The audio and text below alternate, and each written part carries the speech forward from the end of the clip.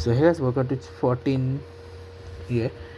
তো অন্য কিছু করার আগে আমি তোমাদেরকে আজকে স্পেশালি বলবো হোয়াট ইজ মকর সংক্রান্তি। মকর সংক্রান্তি জিনিসটা কি, এটা হচ্ছে মকর সংক্রান্তি স্পেশাল।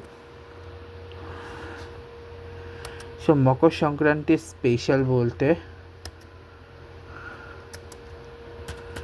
মকর সংক্রান্তি হিস্ট্রি নিয়ে আমি কাজ করব এখন। মকর সংক্রান্তি হচ্ছে ব্ল্যান্স astronomer significance marking the sun shift into Capricorn. দাঁড়াও আমি বাংলায় লিখি, কারণ আমি ইংলিশে বলতে পারছি না, আমি নিজে ইংলিশ বুঝি না, আমি কি ইংলিশে বলবো ভাই। আচ্ছা ঠিক আছে, দাঁড়াও মকর সংক্রান্তি সম্পর্কে যদি আমি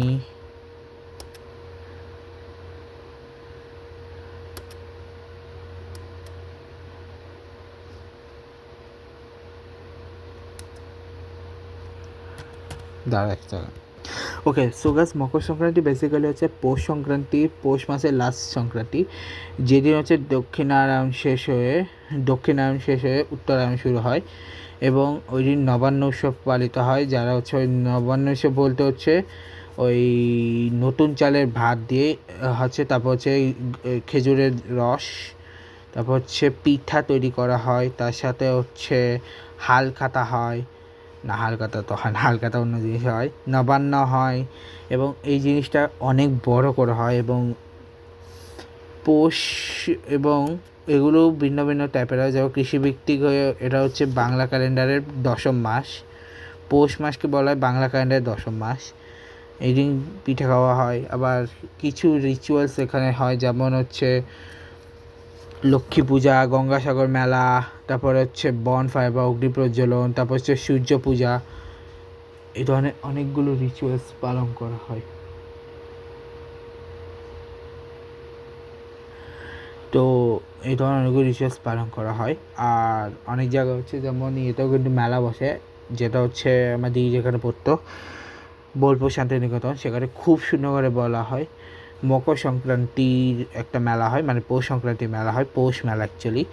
সে মেলাটা খুবই সুন্দর থাকে, এবং এটা হচ্ছে পৌষের পার্বণ বলা হয়, মানে বাঙালি যে 12 মাসের 13 পার্বণ, তার মধ্যে একটা হচ্ছে এই পৌষ সংক্রান্তি, যেটা দিনটা অনেক সুন্দর করে পালিত হয়। এবং এই দিন হচ্ছে হেমন্তের আগমন, বেসিক্যালি শীতের আস্তে আস্তে আগমনে চলে যাচ্ছে।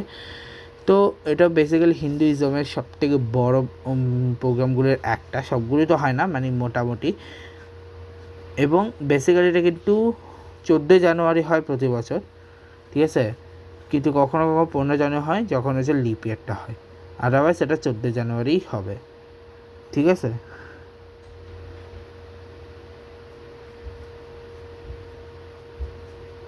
সো আর এই দিন হচ্ছে প্যারাপারুঙ্গা অন্ধ্রপ্রদেশে অন্ধ্রপ্রদেশ এটাকে অন্ধ্রপ্রদেশ আর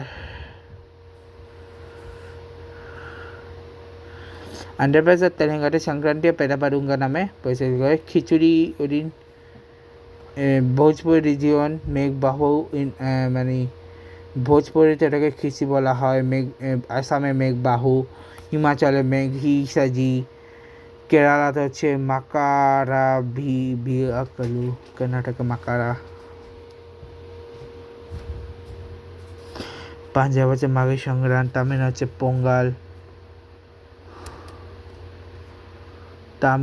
পোঙ্গাল, তারপরে হচ্ছে তামিলনাড়ু হচ্ছে পোঙ্গাল, তারপরে উত্তরায়ণ বা জম্মুতে হচ্ছে মাঘী সংক্রান্ত উত্তরায়ণ বা উত্তরায়ণ, হরিয়ানাতে সংক্রান্ত হচ্ছে, আবার সংক্রান্ত হচ্ছে একটা এ বাদ দিলে সেটা হবে হরিয়ানা, আর দুইটা এ ওলা হলে সেটা হবে হচ্ছে রাজস্থান, আর যে এ জায়গায় ইউ হলে সেটা হবে সেন্ট্রাল ইন্ডিয়াতে, ঠিক আছে। আর গুজরাট হচ্ছে উত্তরায়ণ, উত্তরপ্রদেশে উত্তরায়ণ, উত্তরাখণ্ড হচ্ছে ঘুঘুটি, ডাহি চৌরা হচ্ছে বিহারে, মকর সংক্রান্তি ওড়িশাতে, মকর সংক্রান্তি ঝাড়খণ্ড, মহারাষ্ট্র, গোয়া, ওয়েস্ট বেঙ্গলে আবার পৌষ মেলা বা পৌষ সংক্রান্তি বা মকর সংক্রান্তি বলা হয়। উত্তরপ্রদেশ অলসো কল্ড খিচুড়ি সংক্রান্তি, উত্তরাখণ্ড অলসো উত্তরায়ণ, আর সিম্পলি মেঘা সংক্রান্তি, নেপাল থাইল্যান্ড হচ্ছে সংক্রান্ত, মায়ানমার হচ্ছে টিঙ্গিয়ান, মোহন সংক্রান্ত হচ্ছে ক্যাম্বোডিয়া, মিথিলা হচ্ছে টিং সংক্রান্ত, শিশুর সংক্রান্ত হচ্ছে কাশ্মীর, আর মাকার সংক্রান্তি সুরাইয়া হচ্ছে Hindu solar divinity in worship along the Vishnu and Ganesh Lakshmi through the India. তো এটাই বেসিক্যালি মানে রিজন ওয়াইজ ডিফারেন্ট টাইপের এটাকে পূজা করা হয়। Magh Mela in mention in Hindi epic Mahabharata, মানে এটা হচ্ছে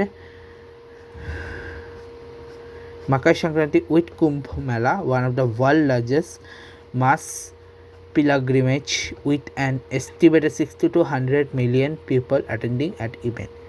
মানে প্রয়াগরাজে যে কুম্ভ মেলা হয় সেটা কিন্তু এই মকর সংক্রান্তি থেকে শুরু হয়, আর তার আগে হচ্ছে এটা অ্যাকচুয়ালি পৌষ শেষ হয়, মাঘের আগমনী বার্তা। তো এই ছিল বেসিক্যালি পৌষ সংক্রান্তি সম্পর্কিত। তো দেখাবে নেক্সট ব্লগে। Good bye guys, good